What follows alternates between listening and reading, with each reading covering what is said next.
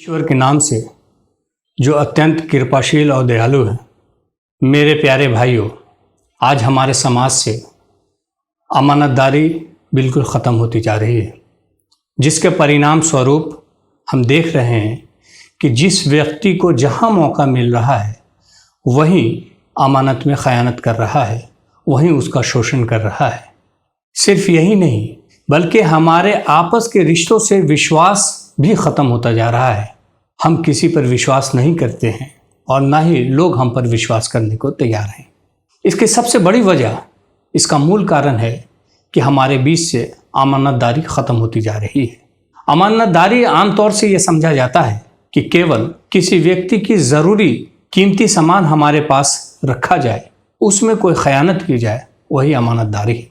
बल्कि अमानतदारी इससे अलग हटकर बहुत सारी चीज़ें अमानतदारी के सीमाओं में आती है, जिस पर हम आज चर्चा करने जा रहे हैं।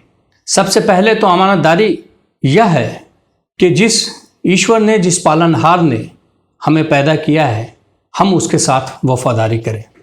इस्लाम केवल हमें यही शिक्षा नहीं देता है कि अमानतदारी करना, अमानत में ख़यानत करना, अमानत से गद्दारी करना एक बहुत बड़ा गुनाह है, बल्कि इससे अलग बहुत ही इंसान को चरित्रवान बनाने के लिए जो मूल चीज़ों की आवश्यकता है, जो उनकी तरबियत की ज़रूरत है, वो इस्लाम करता है।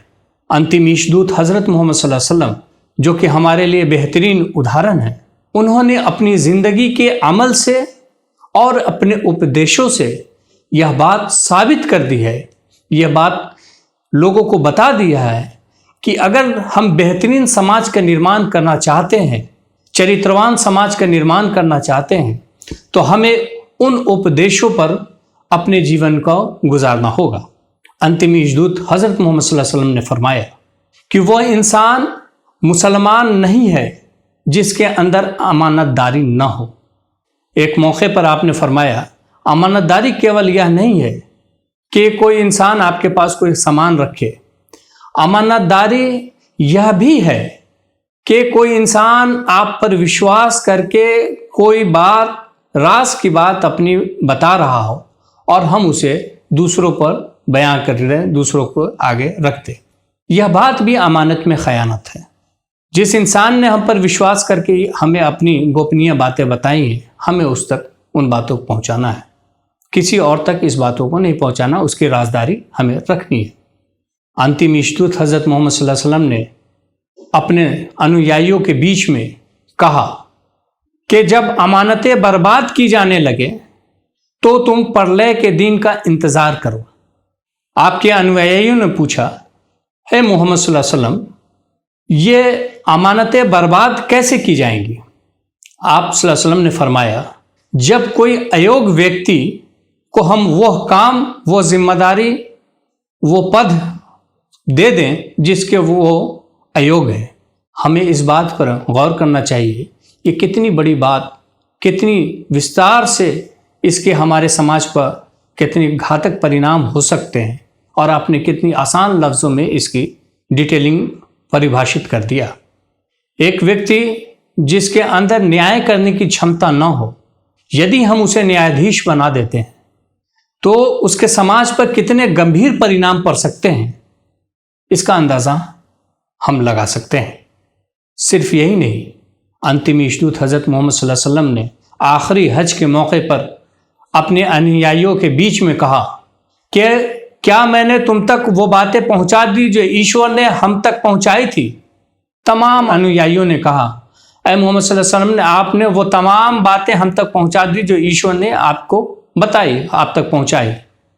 आपने फरमाया कि अब यहाँ जो लोग मौजूद हैं वह लोग उन लोगों तक इस पैगाम को पहुंचाएं जिन लोगों तक यह पैगाम नहीं पहुंचा है। यानी अब हमारी जो अमानत है हमारे पास, हमारे नॉन मुस्लिम भाइयों की, वो ईश्वर का आदेश, कुरान और मोहम्मद सल्लल्लाहु अलैहि वसल्लम की जीवनी हमारे पास उनकी अमानत है। यदि हम इस अमानत में ख़यानत करें, उन भाइयों तक अपने इन पैगामात को, जो ईश्वर और उसके दूत का पैगाम है, अगर हम नहीं पहुंचा पाते हैं तो हमने बहुत बड़ी अमानत में ख़यानत की। इस बात को हमें याद रखना चाहिए। इसका जवाब हमको अल्लाह के यहाँ देना होगा कि हमने इस काम को क्यों नहीं किया, उनकी अमानत को उन तक क्यों नहीं पहुँचाया। अंतिम इष्टदूत हज़रत मोहम्मद सल्लल्लाहु अलैहि वसल्लम ने यह भी फरमाया कि मुनाफिकों की पहचान में से एक पहचान यह भी है कि वो अमानत में खयानत करेगा, अमानत से गद्दारी करेगा। तो जो इंसान इस तरह का अमल करता है उसे सोचना चाहिए। मोहम्मद सल्लल्लाहु अलैहि वसल्लम ने सिर्फ यही उपदेश मात्र नहीं दिए, बल्कि अपनी जिंदगी में अमल करके दिखाया। मक्का में जो लोग आप सल्लल्लाहु अलैहि वसल्लम के जान के प्यासे थे, उन लोगों की अमानतें आपके पास मौजूद थी। जिस रात आप पर ये लोग जानलेवा हमला करने का प्लानिंग बना रहे थे, इन्होंने आप पर जानलेवा की हमले की पूरी तैयारी करती थी, आपकी जान लेने की पूरी प्लानिंग हो गई थी। उस रोज तक आपने हजरत अली जो आपके दामाद थे, उनको आप सल्लल्लाहु अलैहि वसल्लम ने अमानतें दी, उनके सुपुर्द किया और कहा कि ये कल सुबह होते ही ये अमानतें अमुक अमुक व्यक्तित्व को दे देना। आप जरा सोचे, चरित्रवान होने के लिए कितनी बेहतरीन नमूना हमारे सामने उदाहरण उन्होंने पेश किया कि जो इंसान हमारी जान का दुश्मन है उसके भी माल की हिफाजत आपने की और अंतिम समय तक आपने उस माल को उनके हवाले करने की चिंता की और उन्हें पहुंचाने की कोशिश की, उन्हें पहुंचाया। ये दरअसल अमानत की अहमियत है। हमें इस बात पर कि हम अगर बेहतरीन समाज बनाने की तरफ जाना चाहते हैं, एक बेहतरीन समाज का निर्माण करना चाहते हैं, तो हमें अपने समाज में अमानतदारी लानी होगी। हमें मोहम्मद सल्लल्लाहु अलैहि वसल्लम के उपदेशों पर अपने जीवन को गुजारना होगा, तभी हम एक बेहतर समाज की स्थापना कर सकते हैं। धन्यवाद।